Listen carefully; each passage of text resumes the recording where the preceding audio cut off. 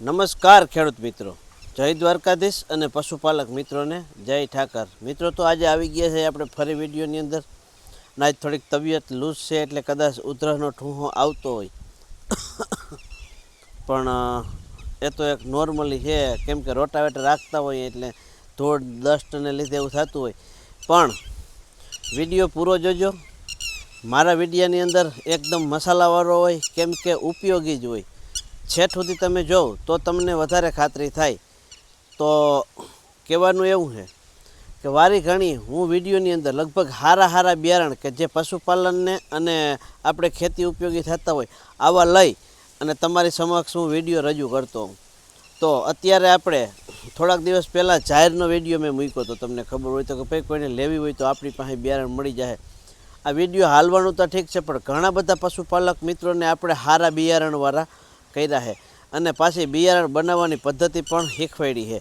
અને એ જાહેર એટલી મીઠી કે વાત જ ના પૂછો, પણ એની કળબ એટલે કે નિરણ નથી થતી. પણ આપણે એના 3 થી 4 વાટ લેવાના હોય કે ઘણી કે વારે ઘડી વાવવું ના પડતું હોય. તો હવે ખેર એ વાતને આપણે આ ઘણી છોડીએ ને આપણે જે મેન ટોપિક ઉપર જ વાત કરવાની છે એ લઈ લઈ. તમે આજ મારા પાસે જોતા હો કે આ નેપિયર છે. હવે આ નેપિયરની કેટલી ઊંચાઈ છે એ તમને દેખાતી છે. હજી તો આ કાચું છે. હજી આને અમે તો અટાણે લીલાની તાણ છે એટલે અમે નાખી દઈએ છીએ વાઢીને. નકર તો આ નેપિયર હજી 2 થી 2.5 ફૂટ જેટલું ઊંચું જાય એમ છે. પણ અત્યારે ડુસાની થોડીક ખેંચ છે લીલા સારાની, એટલા માટે અમે નાખી. તો મિત્રો એક તો આપણે એક જાણવાનું છે, આપણે એવું કંઈ વિચારતા નથી. આપણે મારી વાડીથી ફલાણો ભાઈ લઈ જાય, ફલાણા ભાઈની વાડીથી ઢીકડો ભાઈ લઈ જાય, આપણે જે એની કાતરી હોય ગાંઠ ચોપાટું થાય. તો મિત્રો એક તમે કોઈ દી વિચાર્યું છે કે આ નેપિયરની જાત કેટલી આવે છે, એમાંથી આપણે કયું નેપિયર વાવવું છે, આવું તમે ખાતરી કરી છે? તો આ વિશે હું તમને એક ચર્ચા કરું કે આપણે કયું વાવવું છે.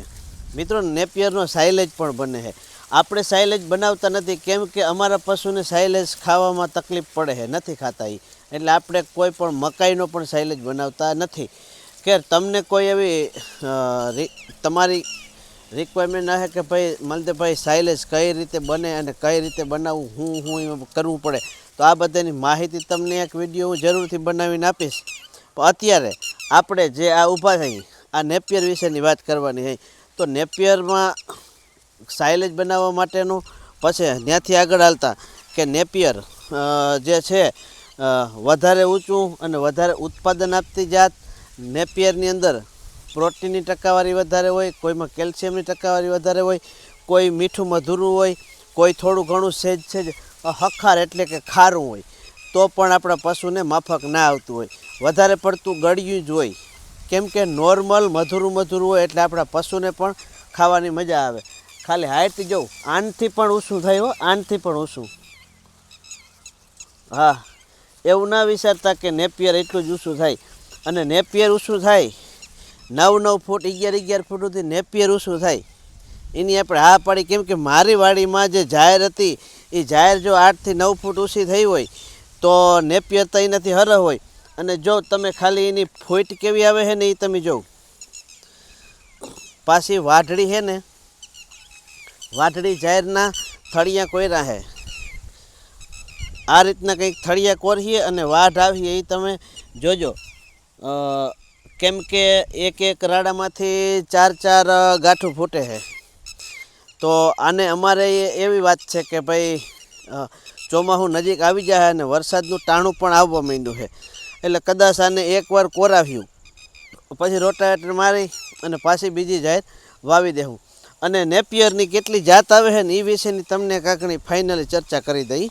આપણે આગળ જતા જઈએ અને વિડીયોની અંદર આપણે નેપિયરની જાત તમને બતાવતા જઈએ. તો મિત્રો સૌથી પહેલાં તો CO3 નેપિયર લીલો ચારો આપે છે વધારે અને દૂધાળા પશુ માટે બેસ્ટમાં બેસ્ટ. પછી CO4 COFS 29, એમાં પ્રોટીનનું પ્રમાણ સારું હોય અને આખા વર્ષ પર સારો મળે. પછી COFS 29 આખું વરસ તમને સાઇલેજ બનાવીને રાખો ને તો એ પણ હાલે. COFS 29 આ નેપિયર છે ને એ તમારે સાઇલેજ બનાવવો હોય ને તો આ વાવજો. અને સાઇલેજ બનાવવાની પ્રક્રિયા છે એ હું તમને કેમ કે વિડીયોની અંદર કોમેન્ટો આવી ને જાજુ કે ભાઈ સાઇલેજ અમારે બનાવવો છે તો સ્પેશિયલ સાઇલેજનો માસ્ટર માઇન્ડ છે ને ત્યાં જઈને આપણે બનાવીશું. અને ત્યાર પછી આપણે અહીંયા વધારે પડતું મક્કા ગન્ના ક્રોસ નેપિયર આવે ને આ વધારે પડતું વપરાતું હોય છે. હવે તો આના હે ને લેવા ક્યાં જવું, ક્યાં મળે છે? ઘણી જગ્યાએ ઓનલાઈન મળતું હોય છે, પણ તમે નેપિયર જો ખાલી મક્કા ગન્ના ક્રોસ, મોટું પાંદડું, ખાવામાં મધુરું અને એકદમ પોચું હોય, એકદમ કઠોર નહીં. જ્યારે આ નેપિયરને 8 થી 9 ફૂટની હાઈટ ઉપર આપણે ઊંચું લઈ જઈએ ને એટલે આ થોડુંક કઠોર થઈ જાય. અને કઠોર થઈ જાય ત્યારે પછી થોડુંક પશુને ખાવામાં તકલીફ પડે, તો એના માટે અમે સાપ કટર લીધું છે. તો મિત્રો નેપિયર મસ્ત મજાનું શરૂઆતની વાવણી, આને એક જ વસ્તુ ધ્યાન રાખવાની હોય કે આને વાવણીનો કોઈ સમય નથી હોતો. ગમે તે સમયમાં તમે નેપિયર વાવી શકો. પ્લસ કે ફૂલ ઠંડી હોય અને એક તો વરસાદને લીધે તમારા ખેતરની અંદર પાણી ભરાઈને રહેતું હોય તો આના જે થળિયા છે તમે વાવ્યા હોય જે કાતરી કે ગાંઠ જે કહેતા હોય એમાં પાણી ભરાય તો બળી જવાનો પ્રોબ્લેમ રહેતો હોય. પણ ઉગીને આ રીતનું થઈ ગયું હોય ને પછી તમારા નેપિયરને કંઈ થવાનું નથી. અમે જે આ ક્યારા બાકી રહ્યા હતા એની અંદર એ વાવી દીધું છે. તો અમારે જે છે આ નેપિયરની કઈ જાત છે એ હું તમને વાત કરું.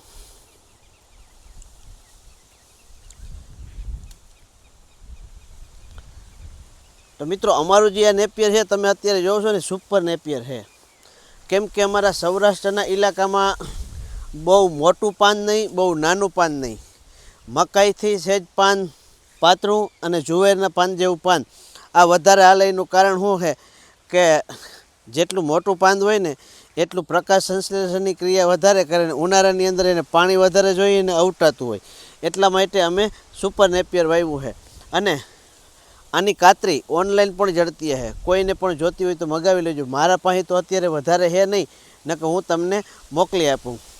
ત્યાર પછી મક્કા ગન્ના ક્રોસ જે આવે છે ને એનું ફૂલ પકતું પાંદડું થાય અને એકદમ પોચું થાય અને એ વાવવું હોય તો એને પણ તમને ઓનલાઈન ગમે ત્યાંથી મળી જશે. આપણે આ ટૂંકમાં ઘરનું ખાવા પૂરતું જ છે પશુને, એટલે આપણે વેચતા નથી. અને પ્લસ હું તમને હમણાં આ ઘણી થોડીક વાર પછી છે ને બતાવું કે અમે વાઢી હઈ ને એ કેવા રાડા જાડા છે અને કેવો એનો વજન છે અને કેવા માલ ખાય છે એ પણ તમને હમણાં જ વાઢી અને માલને નાખવું હોય એટલે બતાવ્યું. તો તમને થોડી જ વારમાં બતાવીએ. મિત્રો વાઢી લીધું છે આપણી ભેહું પૂરતું, આપણે વાઢી લીધું છે. અને જો તમારે લાઈવ જોવું હોય કે કેવું જાડું છે તો અહીંયા થળિયા પાસે આવીને તમને દેખાડીએ. વાઢવામાં જ મેં દાંતેનું આગળ લીધું, મારા બાપા વાઢતા હતા. અને એક ભાઈ આપણે કેમેરો નજીક રાખીને દેખાડો તો આની અંદર ફોહિયા છે, આની અંદર ફોહિયા પણ આવતા નથી. ફોહિયા એટલે કે કાંટા, અને કાંટા ના આવતા હોય એ જાત વાવવી જરૂરી છે. કેમ કે કાંટા હોય તો આપણે લાગે લગભગ હર કોઈ નેપિયર આવતું હોય એની અંદર કાંટા એટલે કે ફોહિયા થતા ના હોય. પણ કેમ કે પવનનું ઝપટાઈ અને બીજી વાત છે કે પાણીની ખેંચ આવે ને એટલે આ ફોહિયા કડક થઈ જાય. લગભગ નેપિયરમાં થોડા થોડા ફોહિયા હોય જ. અને બીજી એક વાત કહું તમને કે જો મારા બાપાએ આ બિયારણ તૈયાર કરી લીધું, દેખાય આની અંદર ગાંઠા છે. જો આને આંખ કહેવાય, અહીંથી ફૂટે, અહીંથી એટલી કાતરી વાવી દો ને તો એ ઉગી જાય. જો આ ખાલી એટલી છે ને 3 કે 5 રૂપિયાની ઓનલાઈન મળતી હશે, પણ આપણે હજી તો એવું કંઈ ચાલુ નથી કર્યું. પણ આની ખાલી જાડાઈ જો અને કૂણું કેવું છે ખબર,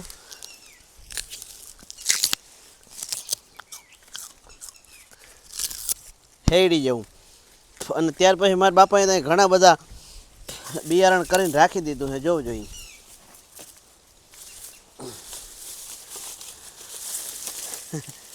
છે ને મિત્રો, વિચારવા જેવી વાત છે ને. ઘરનું બિયારણ, ઘરની વાડી, ઘરના પશુ અને ઘેર જ મહેનત કરી અને આપણે ઓર્ગેનિક તરફ વળી છીએ, એટલે આવી બધી વસ્તુ કરવી જરૂરી છે. અને આના જે ફાયદા છે એ હું તમને બતાડું લગભગ પશુપાલક મિત્રોને ખબર જ હશે કે નેપિયરના ફાયદા શું છે. નેપિયર છે એ 40 થી 42 દિવસે પાછો વાઢ આવી જાય.